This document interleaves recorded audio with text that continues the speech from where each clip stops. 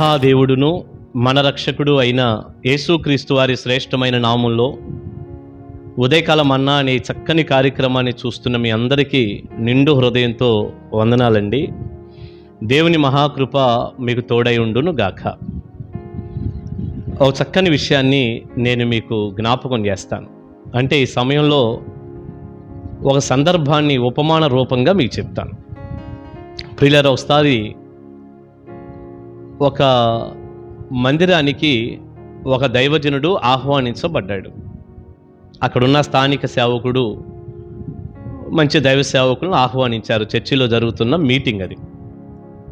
ఆహ్వానించినప్పుడు ఆ దైవజనుడు వచ్చాడు. వాక్యానికి సమయం ఇచ్చారు. ఆ దైవజనుడు బ్రహ్మాండంగా వర్తమానం అందిస్తున్నాడు. చాలామంది సంఘంలో ప్రజలందరూ ఉన్నారు, సంఘ పెద్దలు ఉన్నారు. చక్కని మీటింగ్ అది. దైవజనుడు ధారాళంగా వాక్యం అందిస్తున్నాడు. వచ్చినటువంటి దైవజనుడికి కూర్చున్నటువంటి ప్రజలు ఎవరో ఏంటో ఆ పరిస్థితి ఏం తెలియదు. వాస్తవంగా మొట్టమొదటిసారి ఆ దైవజనుడు ఆ మందిరానికి వచ్చాడు. ఆ వచ్చిన దైవజనుడు అందించే ఆ ప్రసంగం యొక్క మూల వాక్యం ఏదయ్యా అంటే యోహాను 3:16. యోహాను సువార్త 3:16 మీద ఆ దైవజనుడు బోధిస్తున్నాడు. చాలా అమూల్యమైన వచనం కదా అది. దేవుని ప్రేమ మీద ఉంటుంది అది.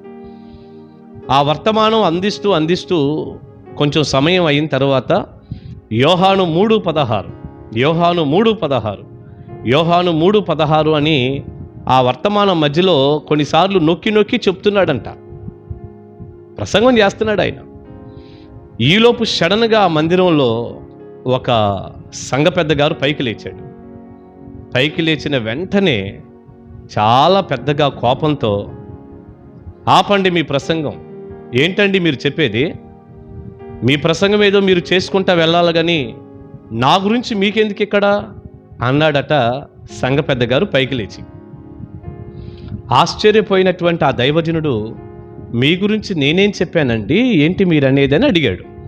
అడిగిన వెంటనే ఆ నిలవబడిన సంఘ పెద్ద అన్నాడు, యోహాన్ అంటే నేను, 3 అంటే నా 3 భార్యలు, 16 అంటే నా 16 మంది పిల్లలు. అదేగా మీరు చెప్పేది? యోహాను 3:16 అంటే యోహాన్ అంటే నేను, 3 అంటే నా 3 భార్యలు, 16 అంటే నా 16 మంది పిల్లలు. నా గురించే మీరు చెబుతున్నారు ప్రసంగం. మీరు ఈరోజు నన్నే టార్గెట్ చేశారు, నా గురించే చెబుతున్నారు. అసలు నాకెంతమంది భార్యలు ఉంటే, ఎంతమంది పిల్లలు ఉంటే మీకెందుకు? మీ బోధ ఏదో మీరు చేసుకోవాలి కానీ అని రివర్స్ అయ్యాడట. ఆ నిలవబడిన దైవజనుడికి ఏమీ అర్థం కాక ఆశ్చర్యంతో అలా స్తంభించిపోయాడు. ప్రియులారా, ఈ విషయాన్ని మనం ఆలోచిస్తూ ఉన్నప్పుడండి మనం నేర్చుకోవాల్సిన ఎన్ని సంగతులు ఉంటాయో. నిజంగా ఈ రోజున దైవజనుడు ఆత్మావేశంతో స్థానిక కాపరి కావచ్చు, లేదా బయట నుంచి ఆహ్వానించబడిన ఒక గొప్ప దైవజనుడు, ఒక స్పీకర్ కావచ్చు, పరిశుద్ధాత్ముడు ఇచ్చినటువంటి సందేశాన్ని ధారాళంగా వారికి బోధిస్తున్నారు. బోధిస్తూ ఉన్నప్పుడు మన జీవితాలు ఏంటో పరిశుద్ధాత్ముడికి తెలుసు. మనకి ఏ వర్తమానం అందించాలో ఏంటో పరిశుద్ధాత్ముడికి తెలుసు, చెప్తుంటాడు.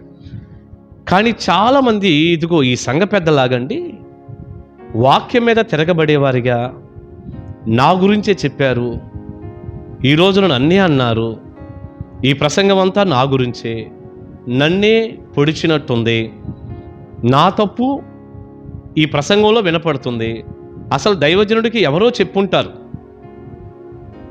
నాలో ఈ పొరపాటు ఉందని. అట్లా రకరకాలుగానండి వాక్యం మీద తిరుగుబాటు చేస్తూ, వాక్యం మీద తిరగబడుతూ, వాక్యం అందించే దైవజనుడికండి చాలా దుఃఖాన్ని, వేదనను కలిగించేవారిగా ఉంటారు. మందిరాలు మానేస్తారు, అలుగుతారు. నా గురించే చెప్పారు ఈ వాక్యం అని ఊరూరా మోసుకెళ్ళి కనపడ్డ వాళ్ళందరికీ పాస్టర్ గారు ఇలా చెప్పాడు, పాస్టర్ గారు అలా చెప్పాడు, మమ్మల్ని అన్నాడు. ప్రియులారా, నిజంగా ఏదో పెద్దవాళ్ళు సామెత చెప్పినట్టు గుమ్మడికాయల దొంగ ఎవరు అంటే భుజాలను తడుకున్నారట. వర్తమానం అందిస్తూ ఉన్నప్పుడు నీవు ఉలిక్కి పడుతున్నావంటే, నీ భుజాలు తడుముకున్నావంటే నువ్వే ఆ దొంగవి కదూ. మరి నీలో ఆ పొరపాటు ఉన్నప్పుడు, ఆ తప్పు ఉన్నప్పుడు పరిశుద్ధాత్ముడు చెబితే మార్చుకోవచ్చుగా, ఆ పొరపాటు నుండి బయటికి రావచ్చుగా.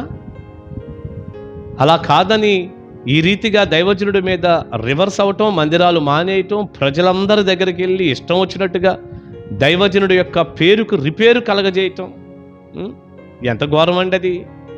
అది మంచిది కాదుగా. ఇలా నువ్వు తిరగబడకూడదు.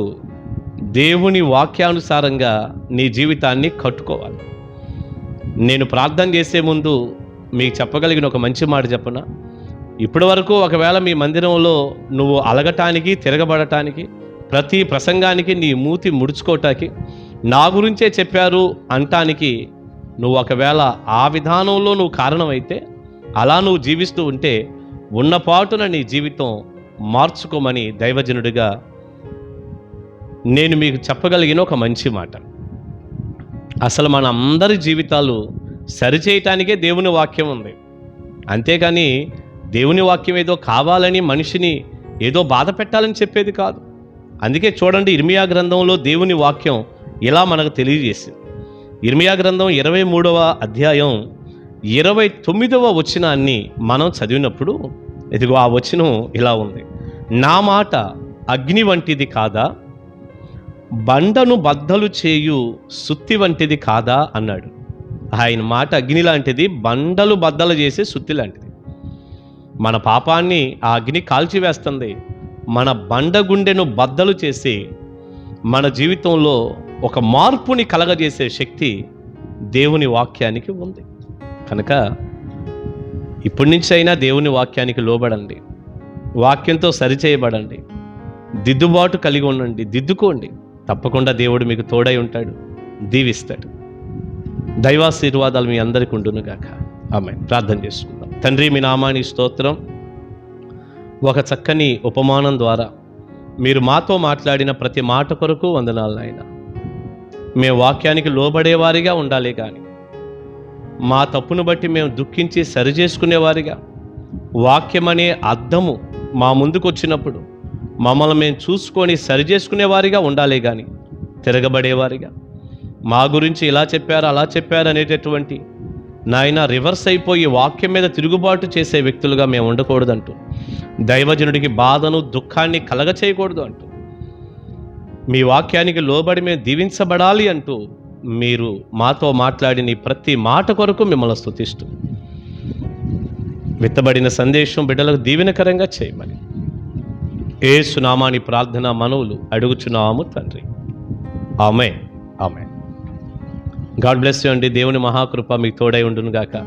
తప్పకుండా ఉదయకాలం అన్నా చూడండి, అనేకులకు షేర్ చేయండి. అనేకులు చూసి దీవించబడటానికి మీ వంతు సహకారం మీరు అందించండి. కలుసుకుందాం. God bless you. Thank you.